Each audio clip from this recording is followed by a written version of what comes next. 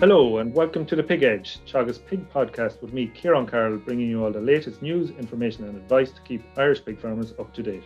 And for this episode, we're looking at improving litters per sow per year with Pat Varley, Research and Development Coordinator with PIC Hermitage. And I first asked Pat, what would be a reasonable target for litters per sow per year? We believe that a reasonable target would be 2.36 to 2.38 litres per sow per year. Okay, and just if you could put it in perspective for us, the cost associated with the difference in litres per sow per year. Well, we could look at this and we could go, if you went from 2.28 to 2.38 litres per sow per year, this would result in approximately 1.5 more pigs per sow per year on most farms. And this would lead to a substantial increase in the saleable pigs and could have a lot of value to the commercial farm. Absolutely, yeah. Like I was doing some figures, a 600 sow unit then it could be a difference of €80,000 in extra income from sales. Following on then from that, what are the main components that are involved in achieving a good target? Well, there are a considerable number of factors that we believe can affect the litres per sow per year. However, the main ones of importance would be to target a farrowing rate above 90%. And we believe to achieve this, you would need to reduce your slow returns to service, and also increase conception rates and reduce nips. And nips are not in pigs, sows. So, and to do this, you'd increase your boar exposure, have good semen storage techniques, ensure servicing gilts or sows when they have a solid heat, avoid stress at service, and ensure your personnel are adequately trained.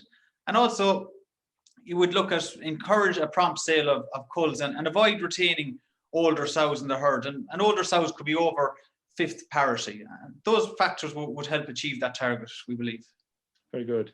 And if we take just one of those there, a slow return to service, what could be causing that on a farm?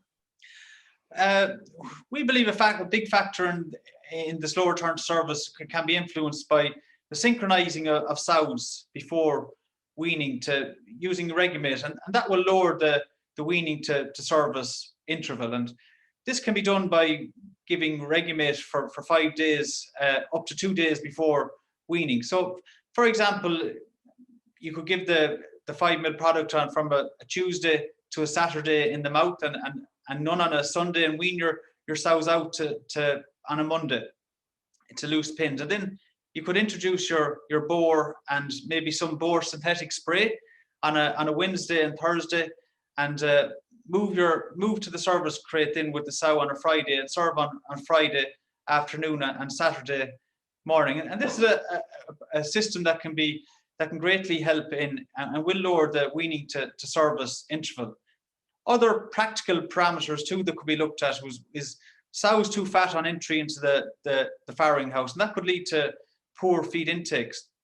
And also monitor body conditions score during gestation, because poor lactation feed intake, that can be either the curve is set too high or too low, and that can affect the return to service. And two more small ones, I suppose, is do not breed sick or lame sows, and also weaning at 3 weeks, sows can maybe not be fully recovered from farrowing. So there's some factors there to consider, and also a little system that can be used at the start of my answer there to help with that issue. Perfect, yeah. And if we look at the number of repeats, what sort of number of repeats should we be getting, say, on a 1,000 sow herd? That question, it's a good question, but there can be many ways of answering it. So if you look at there's two types of repeats, say regular and irregular. So the regular repeats would occur around 21 or 42 days after breeding, and the irregular repeats, they could happen around 25 to 35 days after breeding, or these could be the nips. And there's usually 2/3 regular and 1/3 irregular. So for example, if we had 52 double services, you could expect 3 repeats, but there could be other factors that might increase this in the commercial herd. And they could be, for example, injuries might increase this value. Okay. And then what's the best way to reduce repeats? And, how should a farmer react? What should they do if the number of repeats is too high? Well, firstly, we'd recommend that you study your current records and compare to the rate over the last 2 to 3 months. and then look and study and see whether they're regular repeats or irregular. And if they're regular, you could look at your AI storage technique, your service technique, and if you're mixing or stress post-service, or is there any injuries in sows? And then if they're irregular, you look at, is there any disease issue in the farm? How's your vaccination protocol? How's temperatures? Then you could look at stresses or mixing of sows occurring, and is there any stray electricity happening in the unit? Just try to pinpoint if the reason is regular or irregular.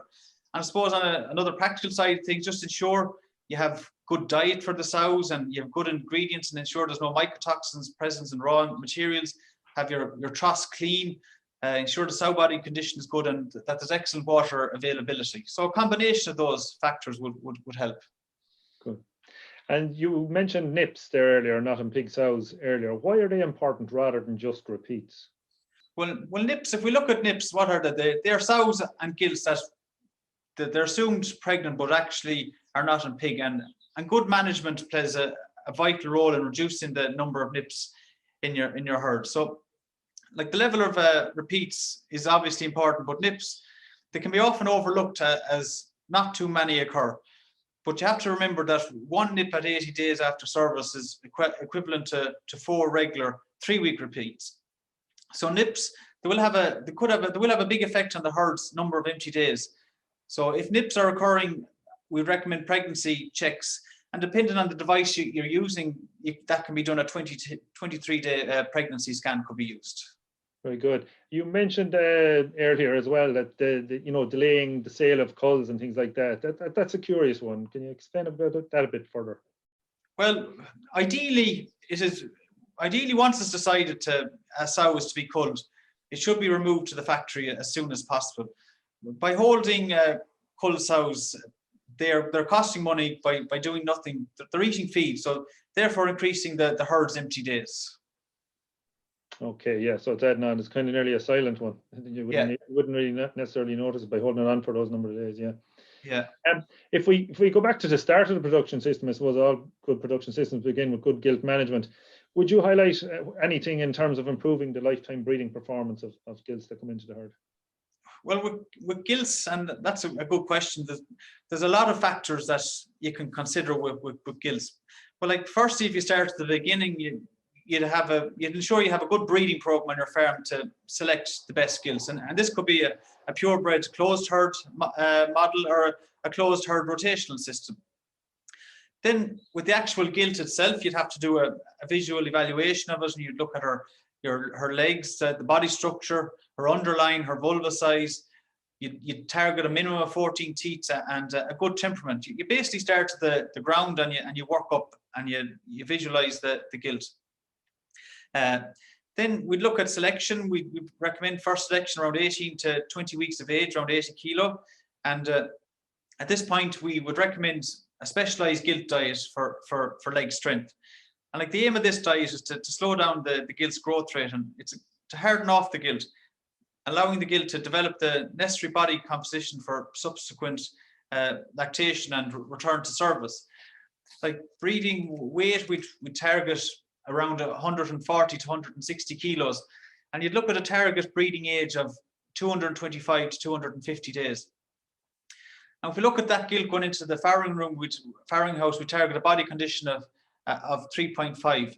But prior to breeding, bore exposure and heat detection are important.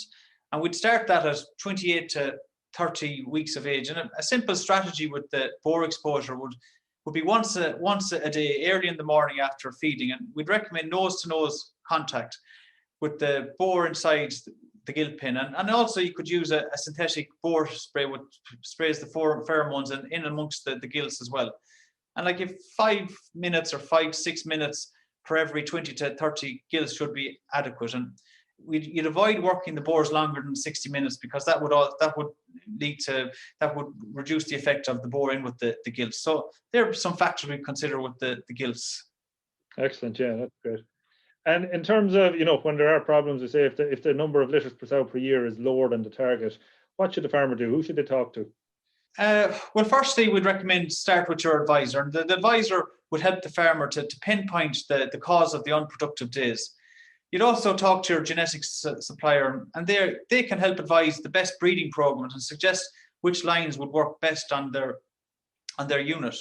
Would talk to their veterinary practitioner, and he or she could look at the health status and if any challenges present on the farm.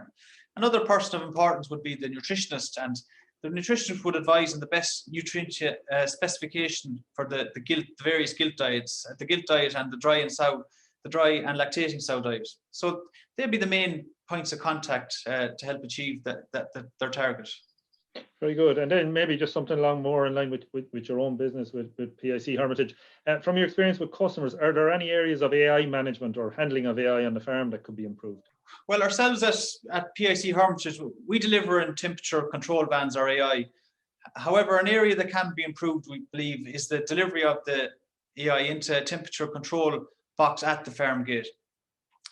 We developed a box here, a bio box at Hermitage, which is a biosecure and temperature control box, which will give complete control of temperature and biosecurity from the stud to the farm. So it increases biosecurity by avoiding crossover between the farm staff and delivery drivers. So the box will be at the gate, and there'll be two doors, and one side of the box would be accessed by the unit or the farm, and the other side would be only accessible by the delivery system, and a gate between each side.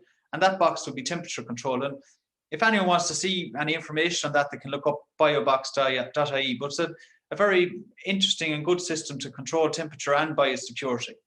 Then from a more practical standpoint, then on the farm, like semen doses on farm should be stored horizontally in a temperature control box at 17 degrees Celsius, plus or minus 2 degrees, from point of delivery up until the point of service. And that delivery box, their storage box should also be hitting the required temperature and regularly checked. And then if you're moving the semen within the farm, you should use an insulated box to keep the temperature. And then another little aspect at the point of service in the service house, you could use there's a plastic device called a PIC buddy, and this is used to apply back pressure on the sow, and it's easily moved. This can be placed on the sow's back during service, and it can improve the absorption of the semen by the sow. And just in-house ourselves, we have a computerized PIC Hermitage evaluation semen system, and this is used to accurately measure the various semen quality parameters of the semen. So we know we are delivering the best quality semen to the clients. But these are other aspects that I mentioned just before this that can help maintain that semen quality from our stud to the serving the sow. Lovely. That's excellent, Pat. There's some really good information and advice there. So thanks very much for your time. Thank you. No problem. You're welcome. Thanks. That's it for the latest episode of The Pig Edge, and my many thanks to Pat Varley from PIC Hermitage for joining me on the show. Don't forget to rate, review and subscribe on Apple Podcasts or Spotify so you never miss a show. And for more information on farming, go to Teagasc.ie. I'm Ciaran Carroll, and thanks for listening.